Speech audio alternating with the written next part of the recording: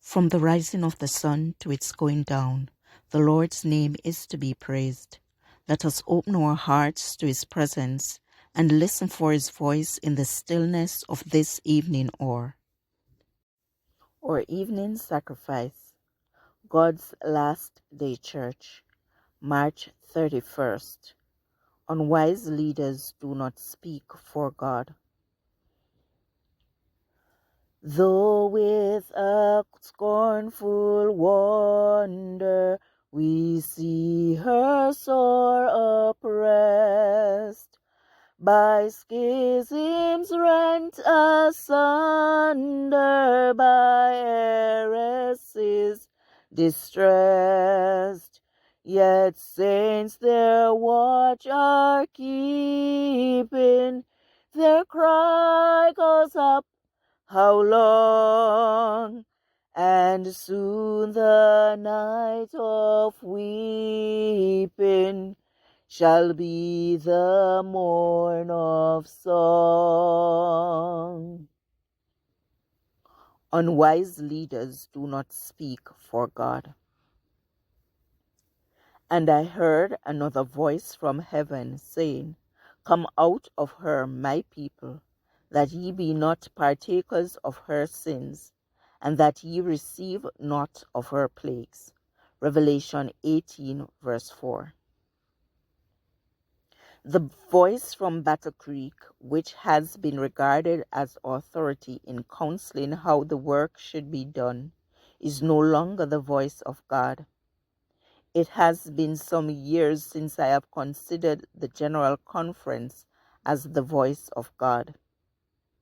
That these men should stand in a sacred place to be as the voice of God to the people, as we once believed the General Conference to be, that is past. You will take passages in the Testimonies that speak of the close of probation, of the shaking among God's people, and you will talk of a coming out from this people of a purer, holier people that will arise. Now all this pleases the enemy.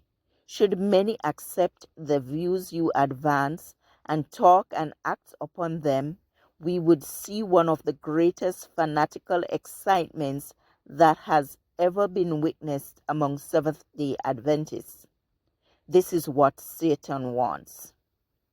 The Lord has not given you a message to call the Seventh-day Adventists Babylon and to call the people of God to come out of her. All the reasons you may present cannot have weight with me on this subject, because the Lord has given me decided light that is opposed to such a message.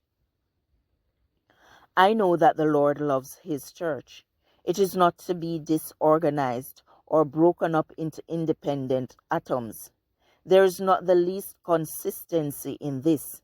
There is not the least evidence that such a thing will be. I tell you, my brethren, the Lord has an organized body through whom he will work. When anyone is drawing apart from the organized body of God's commandment-keeping people, when he begins to weigh the church in his human scales and begins to pronounce judgment against them, then you may know that God is not leading him. He is on the wrong track. There is no need to doubt, to be fearful that the work will not succeed. God is at the head of the work, and he will set everything in order. If matters need adjusting at the head of the work, God will attend to that and work to right every wrong. Let us have faith that God is going to carry the noble ship which bears the people of God safely into port. Has God no living church? He has a church, but it is the church militant, not the church triumphant. We are sorry that there are defective members, that there are tares amid the wheat. Although there are evils existing in the church and will be until the end of the world, the church in these last days is to be the light of the world that is polluted and demoralized by sin. The church, enfeebled and defective, needing to be reproved, warned, and counseled, is the only object upon earth upon which Christ bestows his supreme regard. The bulwarks of Satan will never triumph.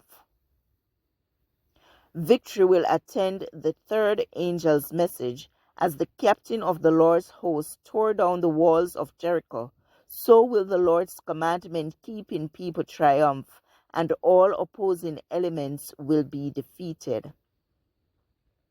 What we want now is a reorganization. We want to begin at the foundation and to build upon a different principle.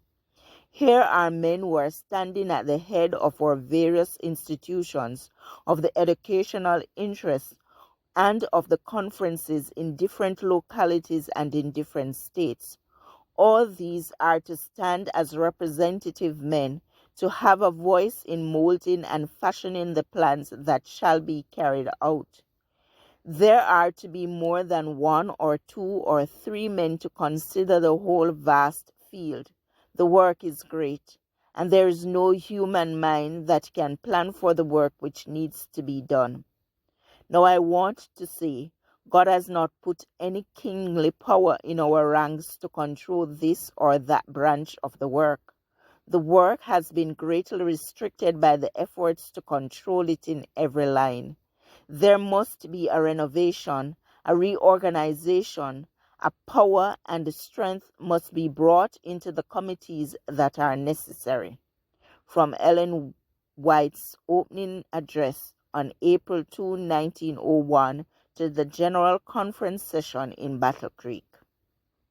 New conferences must be formed. It was in the order of God that the Union Conference was organized in Australia. It is not necessary to send thousands of miles to Battle Creek for advice and then have to wait weeks for an answer. Those who are right on the ground are to decide what shall be done. Mid toil and tribulation and tumult of her war, she waits the consummation of peace forevermore, till with the vision glorious her longing eyes are blessed, and the great church victorious shall be the church at rest. This passage was taken from Last Day Events, page 50 to 53, or Evening Sacrifice, March 31st. I encourage you to connect with God and receive strength to overcome obstacles each day. Thank you for listening. Please join us tomorrow as we offer up our evening sacrifice.